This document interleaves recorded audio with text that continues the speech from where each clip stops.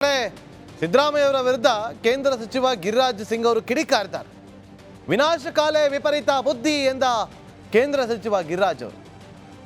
ಯಾಕಂದ್ರೆ ಇವತ್ತು ರಾಮ ಭಕ್ತರ ನಿವಾಸಕ್ಕೆ ಸಿದ್ದರಾಮಯ್ಯನವರು ಏನು ನಾಶಪಡಿಸುವಂತ ಒಂದು ಕೆಲಸಕ್ಕೆ ಕೈ ಹಾಕಿದ್ದಾರೆ, ಅದನ್ನು ಮಾಡಬೇಡಿ ಅಂತ ಹೇಳಿ ಅವರು ಆರೋಪವನ್ನ ಮಾಡಿದ್ದಾರೆ. ಸಿದ್ದರಾಮಯ್ಯರ ವಿರುದ್ಧ ಕೇಂದ್ರ ಸಚಿವ ಗಿರಿರಾಜ್ ಸಿಂಗ್ ಕಿಡಿಕಾರಿರುವಂಥದ್ದು ನೋಡಿ. ವಿನಾಶಕಾಲೇ ವಿಪರೀತ ಬುದ್ಧಿ ಅಂತ ಹೇಳಿದ್ದಾರೆ. ರಾಮ ಭಕ್ತರ ವಿನಾಶಕ್ಕೆ ನಿಂತಿದ್ದಾರೆ ಸಿದ್ದರಾಮಯ್ಯ ಅವರು ಅಂತ ಕಿಡಿಕಾರಿದ್ದಾರೆ.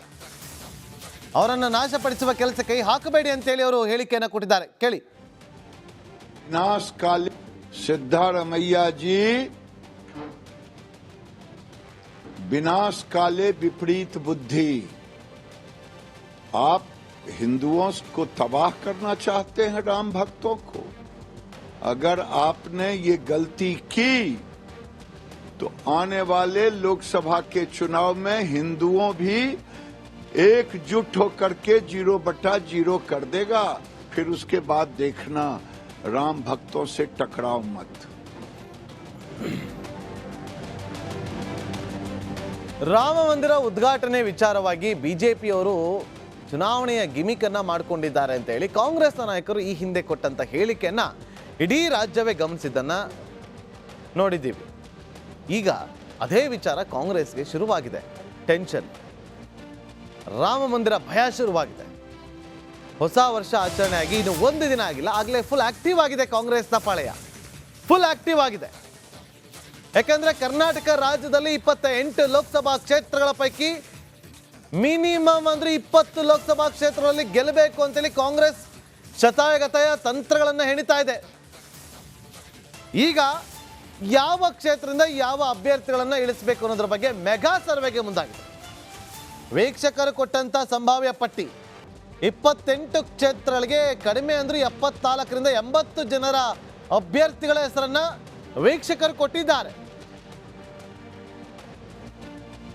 ಆ ವೀಕ್ಷಕರು ಕೊಟ್ಟಂತ ಲಿಸ್ಟ್ ಅನ್ನು ಇಟ್ಟುಕೊಂಡು ಅವರ ಪ್ಲಸ್ ಮೈನಸ್ ಶುರು ಮಾಡಿದ್ದಾರೆ, ಸರ್ವೆ ಶುರು ಮಾಡ್ತಿದ್ದಾರೆ. ಕನಗೋಳ್ ಟೀಮ್ಗೆ ಆ ಜವಾಬ್ದಾರಿ ಕೊಟ್ಟಿದ್ದಾರೆ. ನಾವು ಈ ಅಭ್ಯರ್ಥಿಯನ್ನ ಇಂಥ ಕ್ಷೇತ್ರದಿಂದ ಕಣಕ್ಕಿಳಿಸಿದ್ರೆ ನಮಗೆ ಲಾಭ ಆಗುತ್ತಾ ನಷ್ಟ ಆಗುತ್ತಾ, ಯಾಕೆ ಅಂತ ಹೇಳ್ಬಿಡ್ತೀನಿ ಕ್ವಿಕ್ ಆಗಿ. 135 ಕ್ಷೇತ್ರಗಳಲ್ಲಿ ಗೆದ್ದು ಕಾಂಗ್ರೆಸ್ ಯಾರು ಊಹೆ ಮಾಡದಂತ ಗೆಲುವನ್ನು ದಾಖಲು ಮಾಡಿತ್ತು.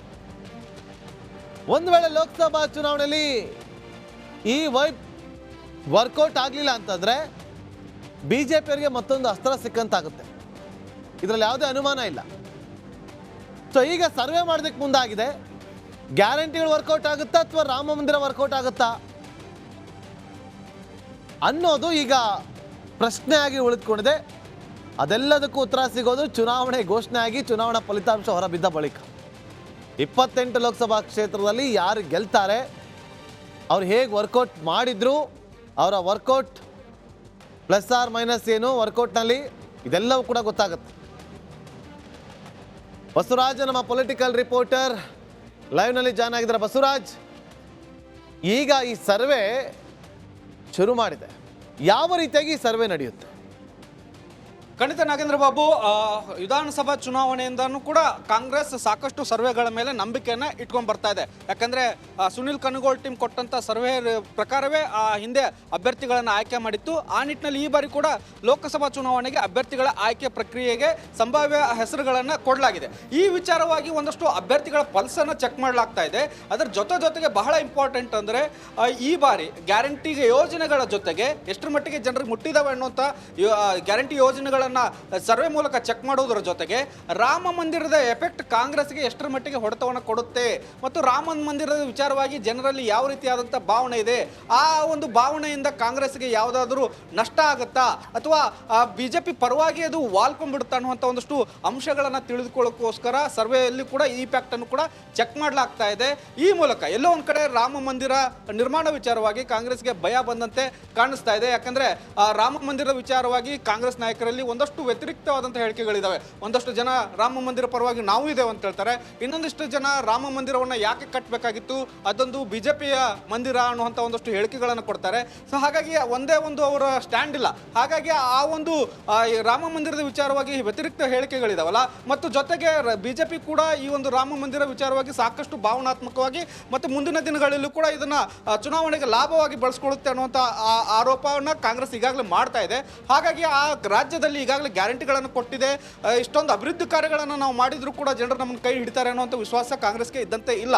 ಹಾಗಾಗಿ ರಾಮ ಮಂದಿರ ಜೊತೆಗೆ ಗ್ಯಾರಂಟಿ ಯೋಜನೆಗಳು ಎಷ್ಟರ ಮಟ್ಟಿಗೆ ರಾಜ್ಯದ ಜನರಿಗೆ ತಲುಪ್ತಾ ಇದ್ದಾವೆ, ರಾಮ ಮಂದಿರ ವಿಚಾರ ಏನಾದರೂ ಬಿಜೆಪಿಗೆ ಲಾಭವಾಗಿ ಕಾಂಗ್ರೆಸ್ಗೆ ನಷ್ಟವನ್ನು ತಂದುಕೊಡುತ್ತಾ, ಈಗಿರ್ತಕ್ಕಂಥ 20 ಸೀಟ್ಗಳನ್ನು ಗೆಲ್ಲಬೇಕನ್ನುವಂಥ ಟಾರ್ಗೆಟ್ಗೆ ಅಡೆತಡೆ ಆಗುತ್ತಾ ಅನ್ನುವಂಥ ಒಂದಷ್ಟು ಫ್ಯಾಕ್ಟನ್ನು ಚೆಕ್ ಮಾಡುವಂಥ ಕೆಲಸಗಳು ನಡೀತಾ ಇದ್ದಾವೆ. ಇನ್ನೊಂದು 15-20 ದಿನಗಳಲ್ಲಿ ಇದರ ವರದಿ ಸಂಪೂರ್ಣವಾಗಿ ಕಾಂಗ್ರೆಸ್ ಕೈ ಸೇರಬಹುದು. ಆ ಬಳಿಕ ಗ್ಯಾರಂಟಿ ಯೋಜನೆಗಳನ್ನು ಯಾವ ರೀತಿಯಾಗಿ ಮತ್ತೆ ಪ್ರಚಾರ ಮಾಡಬಹುದು ಮತ್ತು ರಾಮ ಮಂದಿರವನ್ನ ವಿಚಾರವನ್ನ ಯಾವ ರೀತಿಯಾಗಿ ಬಿಜೆಪಿ ತೆಗೆದುಕೊಂಡು ಹೋಗ್ತಾ ಇದೆ ಅದನ್ನ ಟ್ಯಾಕಲ್ ಮಾಡಬಹುದು, ಅದಕ್ಕೆ ರಣತಂತ್ರವನ್ನು ಯಾವ ರೀತಿಯಾಗಿ ಹೆಣಿಬಹುದು ಅನ್ನುವಂಥ ನಿಟ್ಟಿನಲ್ಲಿ ಸರ್ವೆ ಮೂಲಕ ಒಂದಷ್ಟು ಮಾಹಿತಿಗಳನ್ನು ತರಿಸಿಕೊಳ್ಳುವಂಥ ಕೆಲಸಕ್ಕೆ ಕಾಂಗ್ರೆಸ್ ಸದ್ಯದ ಮಟ್ಟಿಗೆ ಮುಂದಾಗಿದೆ. Nagendra Babu. Okay, thank you Basavaraj, ನಿಮ್ಮೆಲ್ಲ ಮಾಹಿತಿಗಾಗಿ.